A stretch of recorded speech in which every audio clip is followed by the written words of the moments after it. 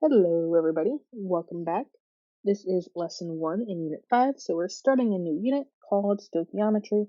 And a lot of this is talking about different math in chemistry, stuff like that. So I'll get further into this as we go on in the unit, but today we're going to focus on balancing equations. And so in the last set of videos, we talked about moles. And so we're going to use moles a little bit later on this unit and a little bit later on this year. So you can't just forget everything you've ever learned about them. But, in this video, we're going to talk about conservation of mass and how to balance equations. And so, people's first initial step of thought of chemistry is that we're going to be balancing equations all the time. And so, yes, it is a super important part. And a lot of you were interested in learning about how to do this in September. So let's see if it lives up to the hype. So before we can balance equations, we got to know what a chemical equation is. And so a chemical equation is a shorter and easier way to show chemical reactions by using symbols instead of words. So we've talked about how scientists like to create shortcuts for themselves. Whether or not they make sense, they exist. But here it helps. So we could totally say hydrogen gas reacts with oxygen gas to form a compound called water. Now that's very wordy and it's kind of hard to pick out the important information, but if we write it like this, hydrogen gas, oxygen gas, water, that's much easier for a chemist or a scientist to kind of see what's going on, and used to will soon find that easier to see what is going on. Now, chemical formulas, this part is slightly review, totally review actually. If you have a chemical formula like this, or a molecular formula if it's all nonmetals, can tell us two things. So the specific number of the specific elements involved and the number of each element. So in this compound, how many of each element do we have? You should say we have 6 carbons, we have 12 H's, and we have 6 O's. So that part's not new. And these little numbers down here are called subscripts. So if you look at just the breakdown of the word, sub means kind of underneath, and script is talking about writing. So subscripts go underneath the writing. And so you're kind of, down below. Now, the other important number that you'll see today is these bigger numbers in front of the compounds. And so those are called coefficients. And so if you had 2H2O, that means you have 2 water molecules. Now, for example, if you had 1 water molecule, you have 2 H's and you have 1 O. But if you have 2 H2Os, so you have 2 water molecules, you have 4 H's and 2 oxygens. So you have 2 of them. So that is a big part of where we're going to head today, these coefficients. Okay, so before we can balance an equation, we got to talk about the parts of a chemical equation. And so these terms might, already be somewhere in your head, but let's officially, tell you them. So reactants are what you start with. So anything on the left side of the reaction, or left side of the arrow, whatever you start with before the arrow, those are your reactants.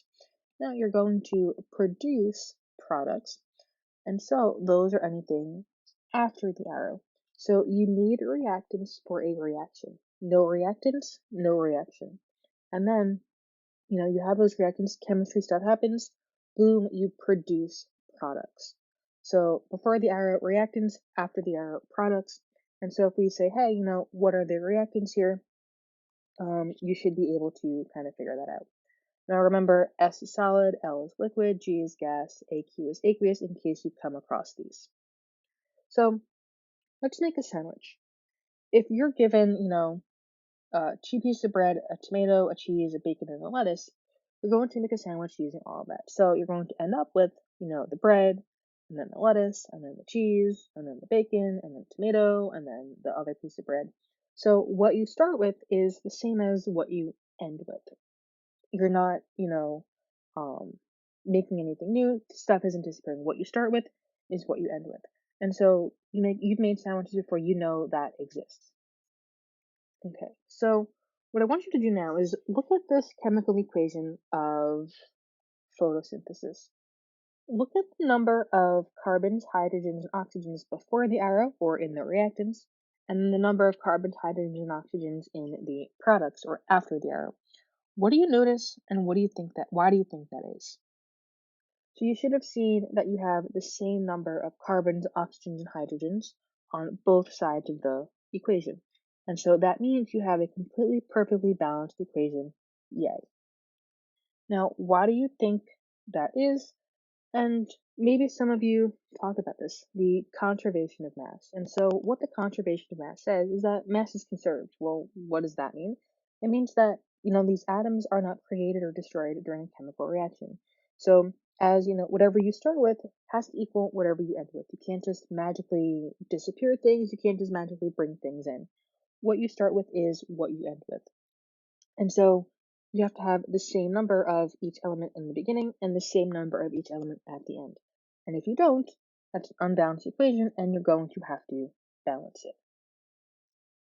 Okay, so if we're talking about, conservation, and we're talking about the sandwich example again, if you start off with bread, cheese, lettuce, bacon, tomato, you are not going to make this open-faced sandwich with an egg on top.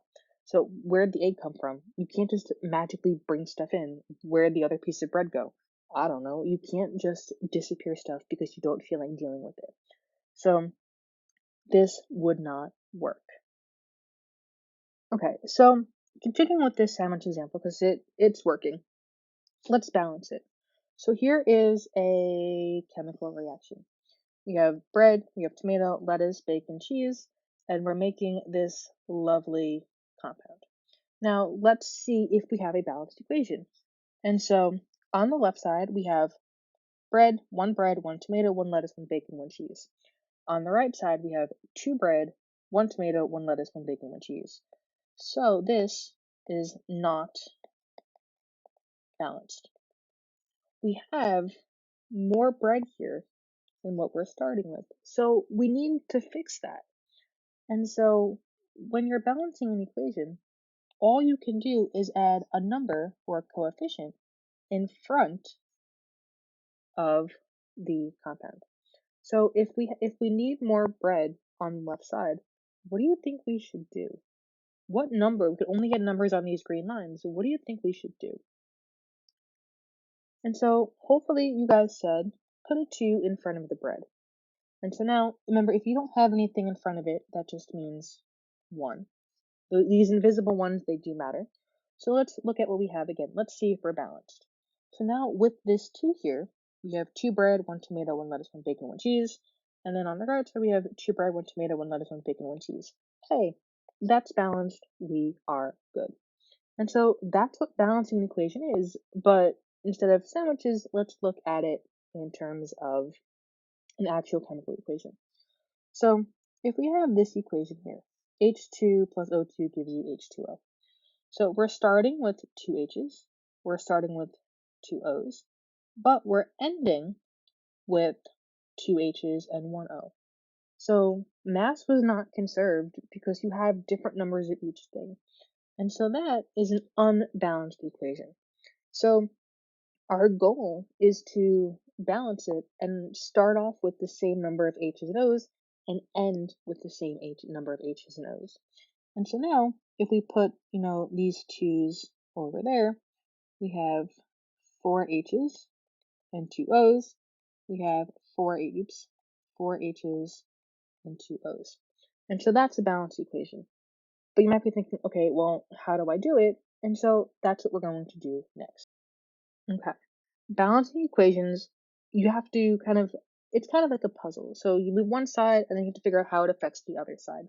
And so you kind of have to go back and forth until everything is balanced.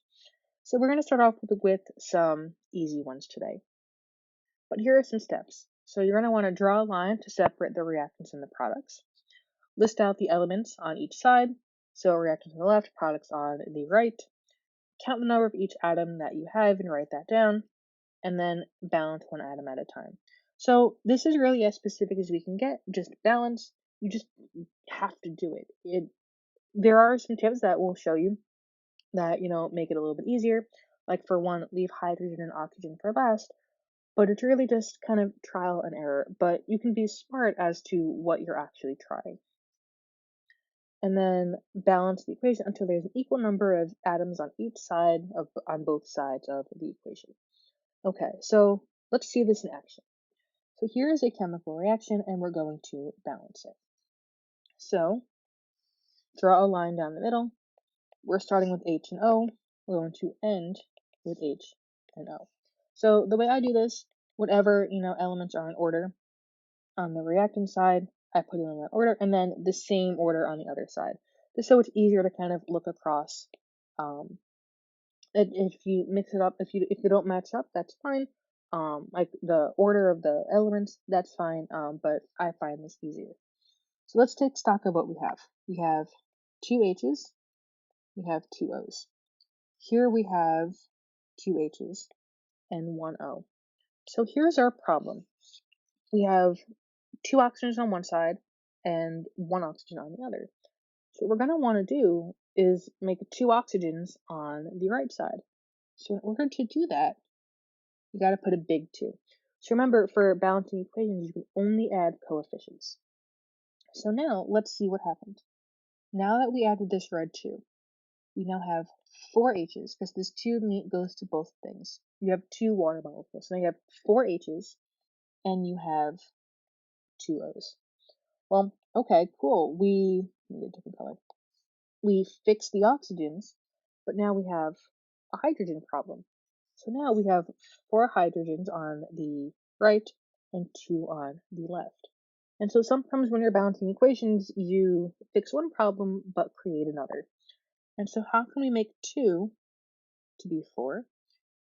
Add a coefficient of 2 right there.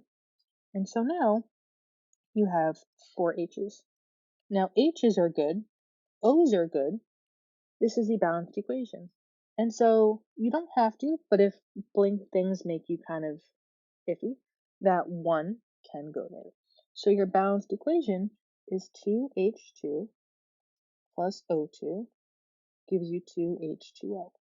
And so that is it. Again, if you want to add that 1 there, you can, not needed.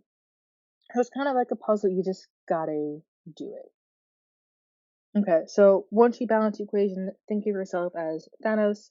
Everything is perfectly balanced as all things should be. Okay, so let's try a few more.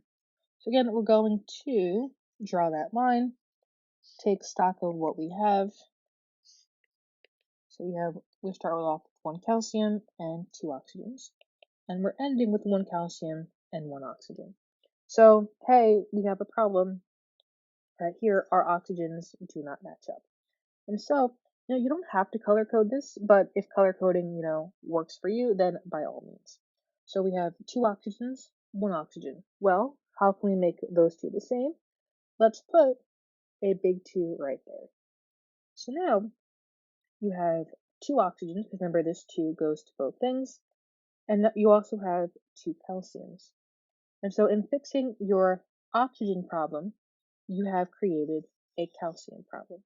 And so yes, one of the hints was leave oxygen and hydrogen for last, but calcium is already balanced, and so the only thing left to do is oxygen.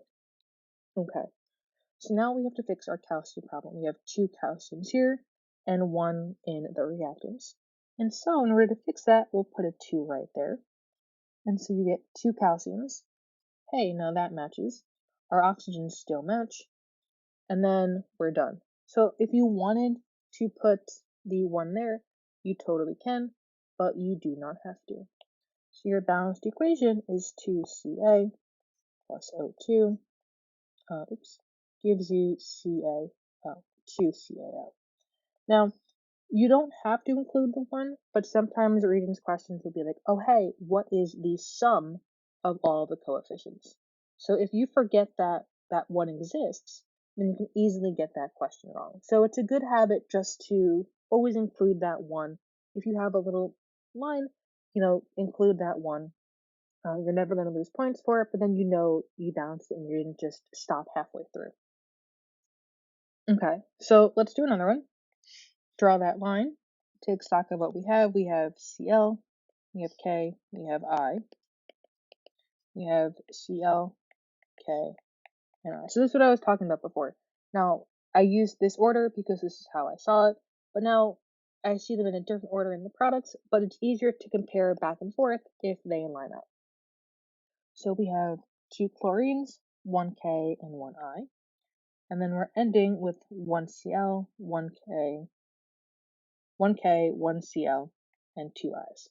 Okay, so right now we have 2 problems. We have the chlorine problem, and we have the iodine problem. So we can start with either one. Let's just start with iodine because I already have that color changed. So we're ending with 2, we're starting with 1. Okay, well, we got to make 2 I's. So let's add a 2 right there. So now that we've added that 2, we have 2 I's, but now we also have 2 K's. So in fixing the iodine, we've messed up the potassium or the K's. That's okay. We can handle this. So let's just go from there. So now that we've created this problem, we have 2 K's and 1 K. So let's make 2 K's on the left side and that green 2. So hey, now we got 2 K's. Fantastic. But in changing that, in fixing the K's, we also changed the chlorines, remember? So now you got 2 chlorines there. And so let's just make sure it looks like we're done. Let's just double check. We got 2 Cl's, 2 Cl's. We got 2 K's, we got 2 K's. We got 2 I's, we got 2 I's. Fantastic. We are done. And so again, go ahead and put those ones in there. Can't hurt. And so your final balanced equation is 1Cl2 plus 2Ki gives you 2KCl plus 1 iodine. And that is it. It's really just about going back and forth. This isn't something you can cram, it's something you just have to practice. And the more you practice, the better you will get at it. And so let's do one more example together. Draw that line. You got N, you got H, you got N, you got H. We're starting with 2 N's and 2 H's. We're ending with 1 N and 3 H's. Okay, so here we have nitrogens we have to fix, and we have to fix hydrogens.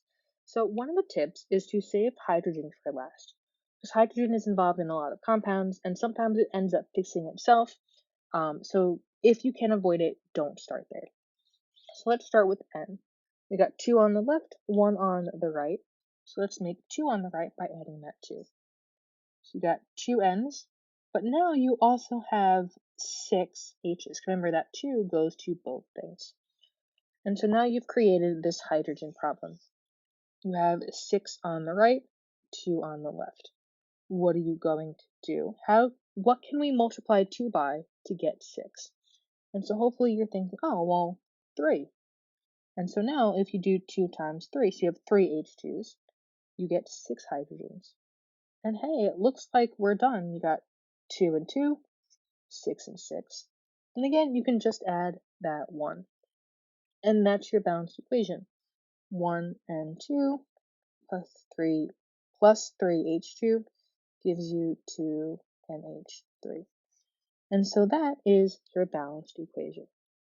So again, this is a skill you just have to practice. The more you practice, the more you will get better at it. It's one thing watching me do it, another thing you doing it yourself. So you just need to practice, practice, practice. Next video, we'll talk about the different types of reaction. There are 4: synthesis, decomposition, single replacement, double replacement. This will be a fun day in class. Have fun, practice balancing. Have a wonderful day. Bye.